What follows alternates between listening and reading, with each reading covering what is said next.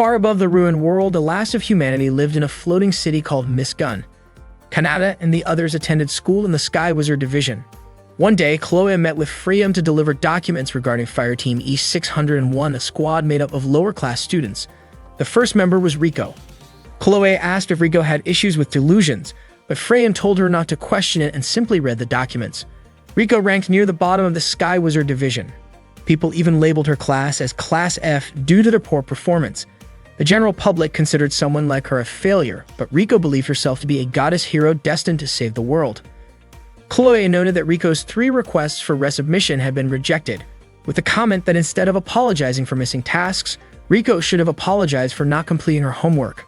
The second member was Lekti. She was a girl who dreamed of becoming a sky wizard to protect the people of Misgun by fighting the demon beetles. Although she admitted the thought frightened her to the point of shivering, she found joy in the idea of protecting others. Lekti was seen as someone very responsible. However, Freyan commented that kind-hearted children were often the ones to fall first. Those without magic were fated to lose their memories after being killed by the beetles. That was why Lekti wanted to fight for those who had already lost everything. She was easily nervous and anxious, and her entrance exam results were poor. Still, Lekti came from a family known for their twin-blade magic sword style, and her sincerity could not be overlooked. She hoped her future as a sky wizard would shine brightly. The final member of Fireteam E601 was their leader, Miss Aura. In her very first semester during practice exams, she lost 57 times and never secured a single victory. In the following evaluations, she lost 10 more times without a single win. During her second semester, the losses continued and she was defeated 57 more times, bringing her record to 124 consecutive defeats. In short, Miss Aura was recommended to voluntarily withdraw from the academy. Chloe suspected that Miss Aura was struggling with obstacles she could not overcome.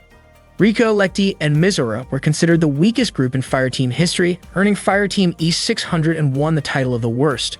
Freya asked Chloe to do something about them.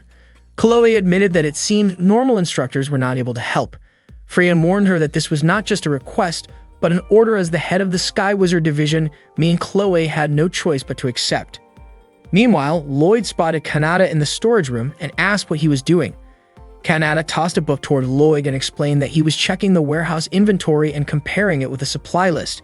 He mentioned that something felt off with the food records and suspected that some of the rough Machina divisions might have taken things, so he gave them a warning in his own way. Lloyd was surprised that Kanata was actually checking everything by himself.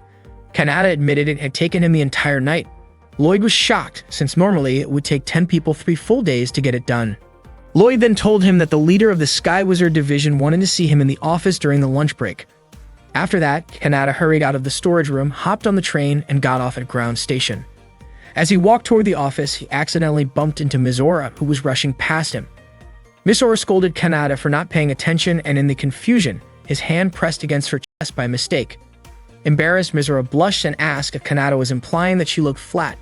Kanata did not deny it, which made Miss Aura even more upset, and she called him disgusting. To make things worse, the bread with jam Miss Aura had been eating spilled onto Kanata's pants. Miss Aura looked disappointed because her breakfast was ruined, and she demanded that Kanata owed her for it. Kanata found it strange since his pants were now stained with jam, and he thought she should be the one apologizing. Miss Aura explained that she had barely slept, so she was in a hurry, eating on the way just to make it to practice on time. As Kanata stood up, the bread slid off his pants.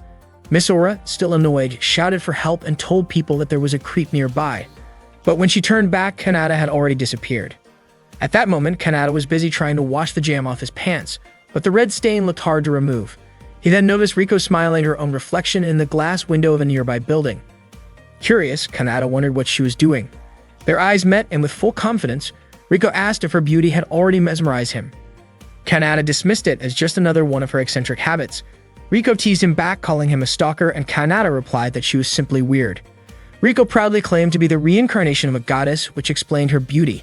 She warned Kanata not to fall in love with her, saying that the only person allowed to adore such beauty was Rico herself. Kanata dryly suggested she should take a break from admiring herself and use that time for training instead. He noticed the uniform she wore and recognized it as the Sky Wizard student uniform. Rico told him that she disliked exhausting activities like training, especially those that made her sweat. Then Rico suddenly realized Kanata was standing there in only his underwear, and she was shocked. She accused him of being indecent and asked why he would even remove his pants after looking at her. Kanata explained that he had already taken them off earlier while trying to clean the jam stain. Riko, still flustered, was stunned that he had been walking around like that the whole time. She screamed, calling out to others and saying that there was a creep right in front of her. Once again, Kanata vanished before anyone could see him, running straight into the restroom to hide. Meanwhile, some female students in the changing room were chatting about rumors of a suspicious person wandering nearby. Kanata stepped out of the restroom, frustrated that he had been labeled as a pervert twice in one day. Just then, he accidentally bumped into Lekti near the restroom. Seeing Kanata standing there only in his underwear, Lekti's face immediately turned bright red. She stammered nervously, reminding him that this was the girls' restroom, and with a trembling voice, she asked if Kanata really was some kind of creep. Kanata quickly denied it. Kanata made his way to Freyan's place, thinking that maybe he shouldn't have taken the shortcut through the preparation field. Not long after, 2 male students spotted him and called him a traitor. When he finally arrived, Kanata ran into Yuri, who also called him a traitor. Kanata asked if Yuri was still holding a grudge against him. Yuri said she had stopped wasting her time thinking about him since to her, remembering Kanata was pointless. Even so, Kanata insisted that Yuri was still holding on to it. That annoyed Yuri so much that she almost lashed out at him, but Chloe quickly stepped in to hold her back. Yuri told Chloe to let her go, explaining that she wasn't carrying a grudge and she wasn't trying to start a fight. She claimed she was simply stating facts, but Kanata still treated it like a grudge. Frustrated, Yuri stormed off and 2 male students nearby laughed at the scene. Chloe warned Kanata not to act that way, since it could make Yuri angry, but Kanata admitted he actually hoped she would get even angrier with him.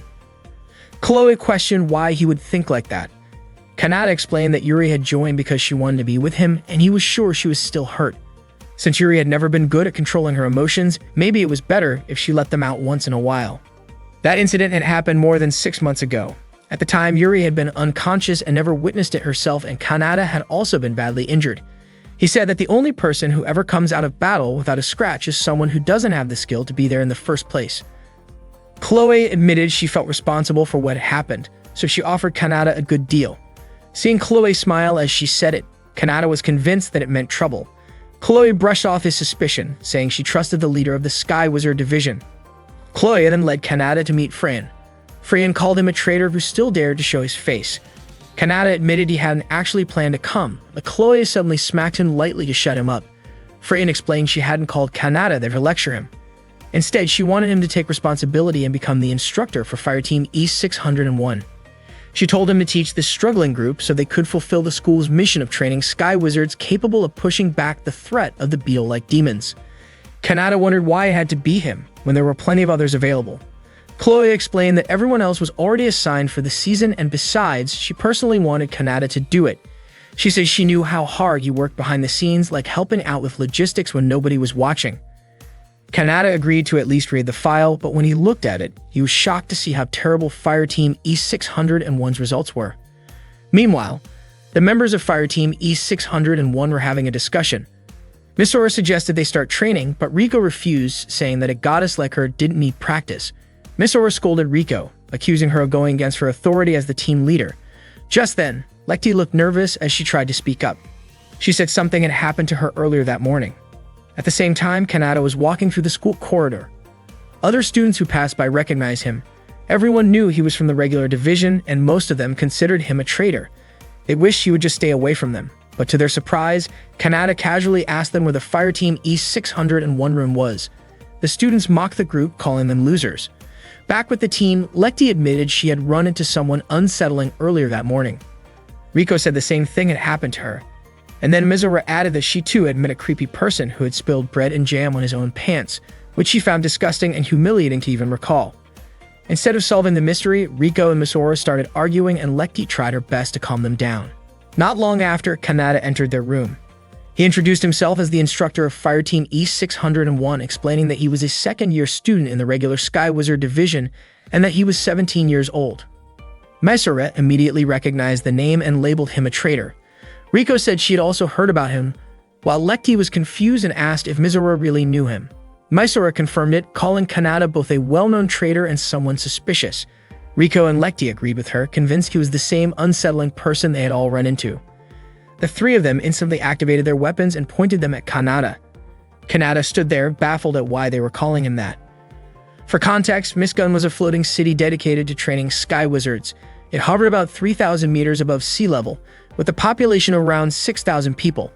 About 90% of them were wizards like Kanata and the others. A long time ago, humanity was forced to abandon Earth because the land had been overrun by armored insect-like demons. People moved to floating cities to continue their lives, and the city came to be known as Miss Gun. Riko considered herself to be a star in Miss Gun. That day, Kanata entered Fireteam E601's room and introduced himself as their new instructor. Misora questioned why Kanata had become their instructor, but Kanata told her not to worry about the details and instead encouraged them to move forward. Misora was convinced that Kanata couldn't read the data properly and also carried his usual shameless attitude. Kanata recognized Mizora's name as a second-year student in the Sky Wizard Preparatory Division. She was 14 years old, her class performance grade was D, her practical training grade was E, and the review report even recommended that she voluntarily withdraw from the academy. Misora argued that her abilities couldn't be measured by test results alone, but Kanata didn't seem to believe her. Misora blushed under his gaze, unable to stand it any longer, and quickly walked away. Riko remarked that Misora was just a low-level student, which explained her poor grades. She then tried to introduce herself to Kanata, but he already knew about her. Riko was also a second-year student in the Sky Wizard Preparatory Division with an A in classroom grades. However, because she missed her homework, her practical training grade was marked as an F. Normally, E was the lowest grade, but for some reason, Riko had received an F. Riko admitted that she couldn't leave her hair messy, so she had skipped it. Kanata then pointed out that Lekti was another second-year student in the Sky Wizard Preparatory Division with equally poor grades that rivaled Mizora's. Her practical exam results were unstable, as she would win and lose against the same opponents. Hearing this, Lekti felt guilty and apologized. Just as Kanata was about to begin teaching, Mizora voiced her objection, saying she didn't want a so-called traitor instructing them. Lekti, confused, asked why Kanata was being called a traitor. Misora explained that about 6 months earlier, Kanata had fought against several insect demons and managed to escape unharmed. But ever since then, he had been seen as a coward, frequently skipping missions and missing important ranked matches where his team should have earned an S rank. After repeatedly disappointing people's expectations, Kanata earned the nickname of traitor. Misora said she couldn't allow someone so irresponsible to be her teacher. Kanata replied that Misora was free to voice her complaints to the head of the Sky Wizard Division, then asked whether she felt embarrassed because she had never won a first-rank match. Misora told him not to underestimate her. She admitted that she felt ashamed, but she still wanted to become a great Sky Wizard and didn't want to waste her time. Riko argued that Kanata's remarks about her were inaccurate. Despite her young age, she had already been praised as the reincarnation of a goddess and her abilities were more than adequate. Lekti added that she didn't want to skip the training either. Kanata told them that people used to call him the Black Sword Master Kronos, and as their master, he would train them properly. If they worked hard, they could reach his level of strength or even surpass him. He asked them to imagine themselves defeating fire teams ranked above them, contributing in a dramatic way to humanity's fight against the insect demons. Inspired, the three girls imagined how cool it would be to fight those creatures. Misora eventually agreed to be trained by Kanata, but Riko refused, saying that as a goddess she wasn't willing to sweat or work hard. Misora grew frustrated, pointing out that this very attitude was why Riko couldn't achieve good results. Riko countered that it was only Misora and Lekti who had failed to produce results. Misora challenged Riko to prove it, but Riko simply mocked her. Kanata asked if Riko's exam results had been graded by Freyan, but Riko dismissed the need for exams altogether. Kanata said he had never seen Riko's true abilities, so based on the data, he had to consider her at the same level as Misora. Riko, however, refused to accept being compared to Misora, insisting that a goddess like her could never be placed on the same level. Kanata told her to demonstrate her abilities during training. Riko warned him not to fall for her once he saw her outstanding talent. Kanata then asked Lekti for her opinion. Lekti, embarrassed, struggled to speak up. Misora encouraged her to look people in the eyes and say what she truly meant with confidence. But instead, Lekti lowered her head and apologized. Kanata asked whether she was apologizing because she didn't want to join the training. Lekti admitted that her apology was actually meant for Misora. Misora then pulled Lekti closer to Kanata, and with encouragement, Lekti finally managed to say that she wanted to do it and was willing to join the training with Kanata. That afternoon, Yuri and Chloe were chatting in the cafeteria. The female students around them admired the two of them for protecting the city. Chloe waved to greet those students, which made them really excited, and she asked Yuri to wave back as well. Yuri admitted she still was not used to being treated like that. Chloe asked if Yuri had gone back to drinking tea since coffee always seemed too bitter for her, and it looked like Yuri had not changed at all. Yuri then asked if Kanata was still considered on sick leave. Chloe pointed out that Yuri had already asked the same thing 6 times that week. Chloe explained that Kanata did not seem ready yet for a real mission, but for the moment, he was assigned as an instructor for an E-ranked fire team, and that had been Chloe's request. Yuri was shocked to hear that. She did not understand it, and in her mind, Kanata was not helping her fire team when he had the chance. Instead of supporting their logistics, he chose to go teach others, which felt selfish to her. Chloe reminded her not to speak poorly about Kanata. Chloe explained that keeping the peace was their duty as sky wizards, and she was sure Kanata felt the same. When Yuri asked how Kanata was doing at that moment, Chloe answered that he seemed to have started his lessons by flying through the skies. At that same time, Kanata was flying with Mizora, Riko, and Lekti. When he reached a good altitude, he stopped to begin the exercise. Mizora was puzzled why Kanata was using a flight device, while Riko also wondered why he did not just use his flight magic since the device had lower mobility. Mizora began to doubt his reputation as a Grand Master, saying that someone who could not even fly properly would not stand a chance against them. Kanata responded that his way of flying was simply the mark of a beginner learning the basics, which surprised them. Riko questioned why Kanata would choose such a basic program to test their skills, while Lekti just hoped he would train them seriously. Kanata then told them they could attack him with their alchemized arcana weapons at full strength.